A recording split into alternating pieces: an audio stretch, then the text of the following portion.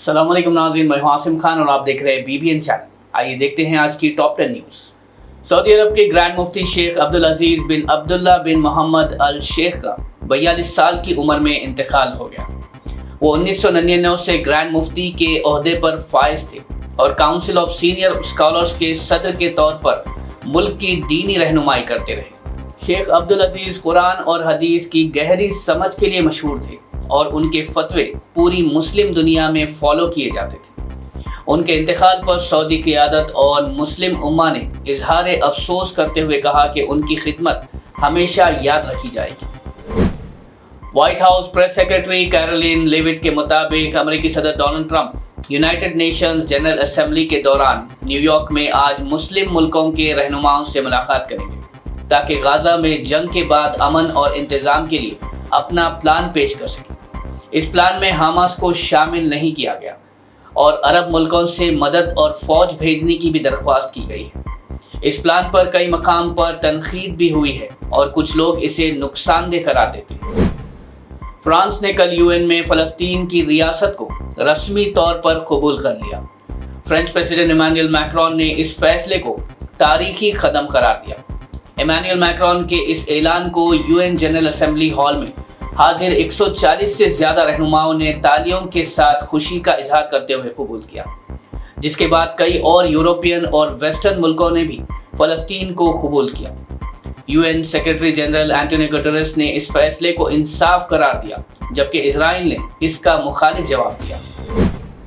London में UK ने फ़लस्तीन को रियासत के तौर पर पहचाना और नए एम्बेसी के बाहर फ़लस्तीनी परचम लहराया। इस मौके पर फ़लस्तीन के साफिर हुस्साम ज़मलोट ने परचम को शहदा, उम्मीद और कुर्बानी का निशान करार दिया और इस पहचान को तारीखी दुरुस्ती कहा। एम्बेसी के सामने उन्होंने एक यादगार प्लेट लगाई जिसमें the embassy of state of फ़लस्तीन लिखा था। समाजवादी पार्टी के सीनियर रहनुमा आज़म खान को 23 महीने बाद सीतापुर जेल से रिहा कर दिया गया। उनकी रिहाई मुख्तलिफ मुकदमात में जमानत मिलने के बाद हुई। जेल के इर्द गिर्द सेक्शन 144 नाफिज की गई थी, लेकिन उनके हामी अफराद ने गर्मजोशी से उनका इस्तकबाल किया और उनकी रिहाई पर खुशी का इजहार किया।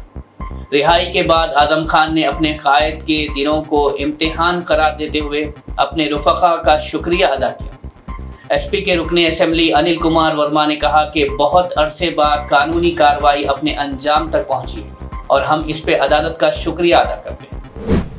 कांग्रेस रहनुमा राहुल गांधी ने कहा कि जब तक इलेक्शंस में वोट चोरी होती रहेगी, बेरोजगारी और करप्शन बढ़ते रहेंगे। उन्होंने कहा कि अब युवा सिर्फ रोजगार के लिए नहीं बल्कि वोट चोरी के खिलाफ भी आवाज उठा रहे हैं। राहुल गांधी ने प्लेटफॉर्म एक्स पर एक वीडियो शेयर की जिसमें युवाओं की प्रोटेस्ट और पीएम मोदी की पेड़ लगाते हुए योगा करते हुए तस्वीर दिखाई गई। उन्होंने कहा कि असली पेट्रियोटिज्म अब इस बात में है कि भारत को बेरोजगारी और वोट चोरी से आज़ाद किया जाए। AIMIM चीफ असदुद्दीन ओवैसी ने कहा कि बिहार असेंबली इलेक्शंस के लिए सीमांचल न्याय यात्रा 24 सितंबर यानी कल से शुरू होगी, लेकिन इलेक्शन कैंपेन पहले से ही चल रहा है।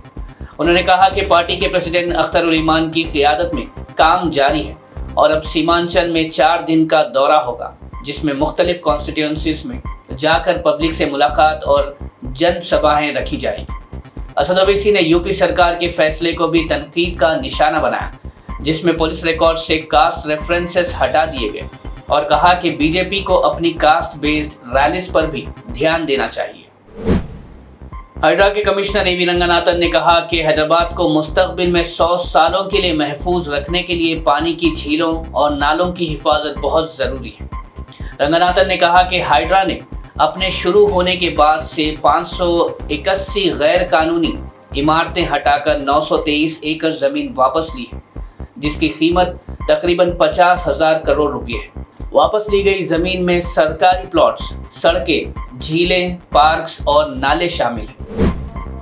हैदराबाद और तेलंगाना के फूड सेफ्टी टीम्स ने GHMC इलाके और ज़िला में कई पिज़्ज़ा आउटलेट्स की जाँच की, जिसमें कई ग़िज़ाई अशिया की हिफाजत के कानून के खिलाफ वर्जियाँ सामने आई। जांच में सफाई की कमी, एक्सपायर्ड या गलत तरह से रखा गया ग़िज़ाई अशिया और हेल्थ स्टैंडर्ड्स की खिलाफ वर्जियाँ पाई गई। अथॉरिटीज ने आम पब्लिक को आगाह किया है कि वो कहीं भी और कुछ भी खाने के लिए जल्दी ना करें और अपनी सेहत का ख्याल रखें। साथ ही आउटलेट्स को स्ट्रिक्ट मॉनिटरिंग और सेफ्टी नॉर्म्स पर अमल करने की भी हिदायत दी गई। इसके अलावा पब्लिक से अपील की गई है कि वो हाइजीन और क्वालिटी चेक करें और सिर्फ सेफ और सर्टिफाइड आउटलेट से ही खाना खाएं। हैदराबाद में शिद्दत की मॉनसून बरसात ने शहर की जिंदगी मुतासिर कर दी। कई इलाकों में पानी जम गया, ट्रैफिक रुक गया और लो लाइंग एरियाज में घरों में भी पानी घुस गया। इंडिया मेट्रोलॉजिकल डिपार्टमेंट ने आज के लिए तेज बरसात और थंडर शावर्स का अंदेशा दिया है और कहा कि 27 सितंबर तक येलो अलर्ट जारी रहेगा। शहर के लोगों को एहतियात बरतने और सिर्फ जरूरी कामों के लिए ही घर से निकलने की हिदायत दी गई है। नाज़रीन, ये थी आज की टॉप 10 न्यूज़। देखते रहिए BBN चैनल। मुझे दीजिए इजाजत। अल्लाह हाफिज।